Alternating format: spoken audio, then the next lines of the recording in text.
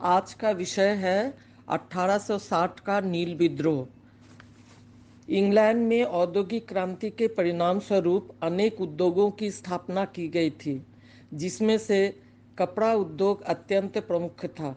England में भारत एवं अन्य देशों से कपास प्राप्त कर कपड़ा तैयार किया जाता था, जिसमें नील की जरूरत होती थी।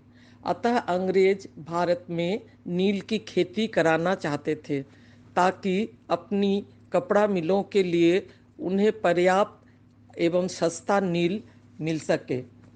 1857 के विद्रोह के बाद प्रथम संगठित विद्रोह बंगाल में नील की खेती करने वाले किसानों द्वारा किया गया। अंग्रेज अधिकारी बंगाल तथा बिहार के जमींदारों से भूमि लेकर बिना पैसा दिए ही किसानों को नील की खेती में काम करने के लिए विवश करते थे।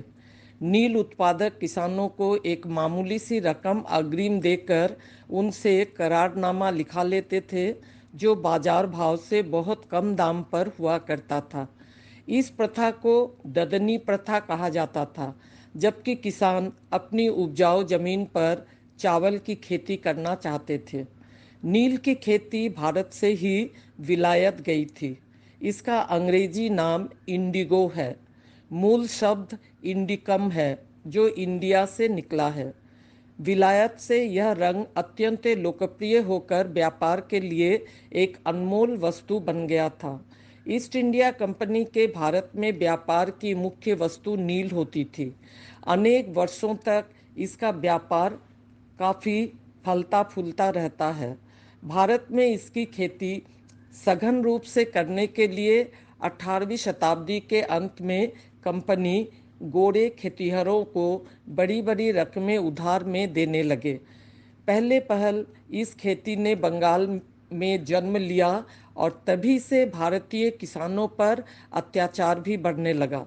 बेतिया राज्य का प्रबंध यूरोपियनों के हाथों में रहने के कारण वहाँ के नीलहों को मनमानी करने की पूरी छूट थी। जहाँ सबसे अधिक दमन है, वहाँ सबसे अधिक उग्र विद्रोह होता रहा। उस अत्याचार के बारे में पहली झलक एक अंग्रेज अफसर ने ही दिया है। फरीदपुर में पदस्थापित तत्कालीन बंगाल सिविल सर्विस के एक डिप्टी मजिस्ट्रेट ईडी लाटूर थे।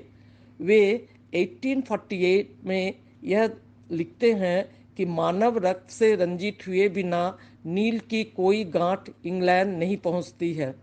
इस अत्याचार की आवाज़ अब अंग्रेजी सरकार के कानों में जाती है, जो तो उसकी जांच के लिए 1860 में एक नील आयोग तैयार किया जाता है।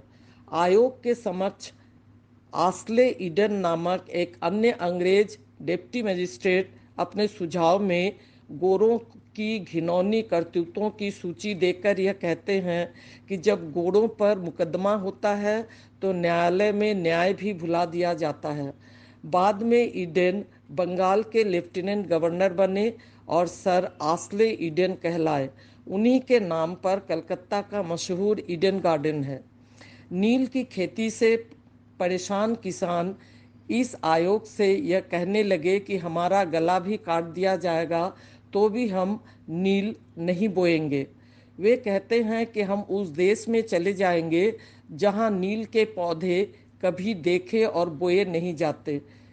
इस तरह से किसी भी किसान को यह मन से नहीं आता था कि वे नील की खेती करे, जिस कारण यह विद्रोह शुरू हुआ और यह विद्रोह ही इतिहास में नील विद्रोह के नाम से प्रसिद्ध है।